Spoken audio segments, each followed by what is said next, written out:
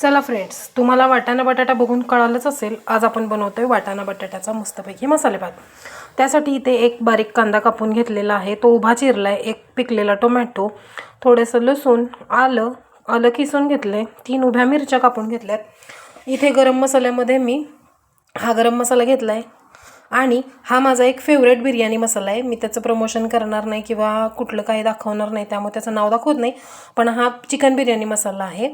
तो एक्स्ट्राचा लसूण जो आहे ना, तो मी वांग्याच्या कालवणासाठी करून ठेवला आहे. इथं वाटाणा आणि बटाटा, त्याचबरोबर थोडेसे शेंगदाणे मी इथं भिजू घातलेले आहेत. तर आपण पाहूया रेसिपी. सर्वप्रथम आपण यामध्ये थोडंसं तेल घालून घेऊया. यामध्ये तेल टाकलं की तेल थोडंसं गरम करून घ्यायचं आणि मग त्यामध्ये जिरे मोहरी टाकायची. मोहरी नाही टाकायची, जिरे फक्त टाकायचं. तर मी आता जिरे टाकते. जिरं छान असं चुरचुरलं की त्यामध्ये आपण हिरव्या मिरच्या घालून घेणार आहे. त्याचबरोबर इथे ठेवलेले तमालपत्र आणि बाकीचे खडे मसाले आपण यामध्ये टाकून घेऊ. थोडी काळजी घ्यायची की ते खडे मसाले तोंडावर उडतात, पटकन फुटतात ते. त्यामुळे ते करताना थोडीशी काळजी घ्यायची की ते आपल्या अंगावर उडणार नाही. मस्तपैकी ते मसाला थोडासा हलवून घ्यायचा. लगेच त्यामध्ये कांदा घालून घ्यायचा, म्हणजे ते मसाले अंगावर उडायची भीती राहत नाही.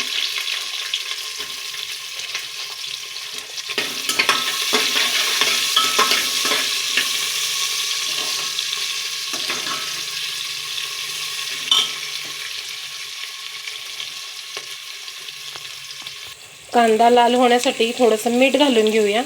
बेतानं घालायचं आहे, म्हणजे पुन्हा नाही घातलं तरी चालेल. हे लक्षात ठेवायचं की किती टाकलं आहे मीठ. आता हा कांदा थोडासा गोल्डन ब्राऊन होईपर्यंत, म्हणजे त्याचा कच्चापणा जाईपर्यंत मी त्याला चांगला परतून घेणार आहे.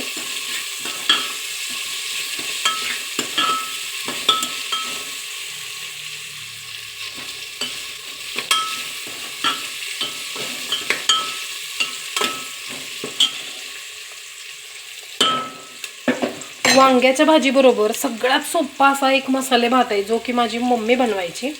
जर मी कधी मम्मीकडे गेले तर तिला आवर्जून तो झटपट मसाले भात बनवायला लावेल, जो की वांग्याच्या भाजीबरोबर अप्रतिम लागतो आणि तो अतिशय 5च मिनिटात तयार होतो आणि इतका चविष्ट लागतो की लग्नातला मसाले भातसुद्धा त्याच्यापुढं फिक्का पडेल. तर मला आठवण करा, तुम्ही कमेंट करा आणि आपण तो भात नक्कीच बनवूया ज्यावेळी कधी मी माझ्या आईकडे जाईन तेव्हा.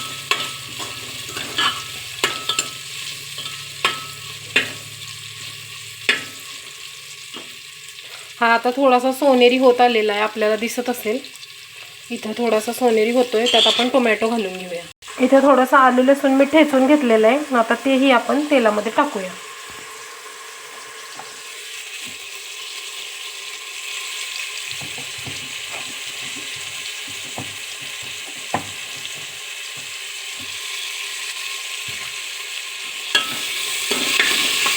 तुम्हाला हवं असेल तर रंग येण्यासाठी तुम्ही यामध्ये मिरची पावडर किंवा हळद अशा गोष्टी टाकू शकता, किंवा फक्त जर तुम्हाला असा व्हाईट कलरचा पुलाव तसं खायचं असेल तर तुम्ही ते त्या पद्धतीने खाऊ शकता. आज माझी इच्छा झाली पिवळा भात बनवायची. बघूया, माझं मन काय एका जागी स्थिर राहत नाही, म्हणजे फक्त पदार्थांच्या बाबतीत.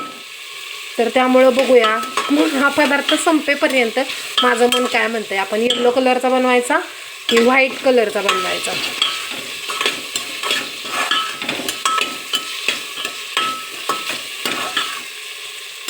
टोमॅटो थोडा मऊ होईपर्यंत आपण ह्याला असंच परतून घेऊया.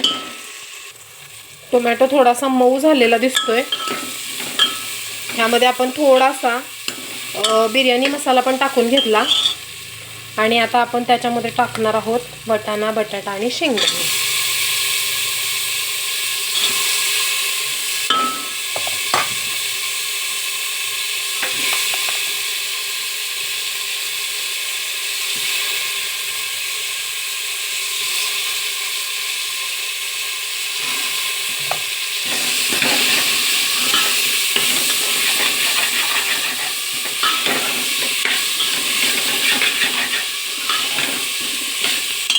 तर शेवटी माझं मनानं पक्क केलं की आज येल्लो कलरचाच भात बनवायचा. त्यामुळे मी यात थोडीशी हळद टाकली. तुम्ही म्हणाल आता हळद तेलात का नाही टाकली, तर तेलात हळद टाकली ना की तिचे औषधी गुण सगळे निघून जातात, म्हणजे ती जळून जाते. त्याच्यामुळं मी तेलात कधी हळद टाकत नाही, मी वरतूनच टाकते आणि कलरही छान येतो. तुम्ही बघू शकाल, मी भात केल्यावर दाखवेनच तुम्हाला. आता हा छान असा वाफलू दे, आपण तोपर्यंत तांदूळ धुवून घेऊया. तर आज आपण बनवणारा जो मसाले भात आहे तो आहे इंद्रायणी तांदळाचा. आता तुम्ही म्हणाल इंद्रायणी तांदळाचा मसाले भात कोण बनवतं, तर मी बनवते आणि तो कसा सुट्टा होतोय तेही तुम्हाला दाखवते. चला शिकूया. म्हणजे तुम्ही कदाचित माझ्यापेक्षा जास्त छान सुगरण असाल, पण चिकट तांदळाचा सुट्टा भात कसा बनवायचा हे शिकूया असं म्हटलं मी. कोणाला कदाचित रागही येऊ शकतो, पण तसं म्हणण्याचा माझा उद्देश नाही आहे की तुम्हाला काय शिकवायचं, पण नवशिक्यांसाठी चला शिकूया.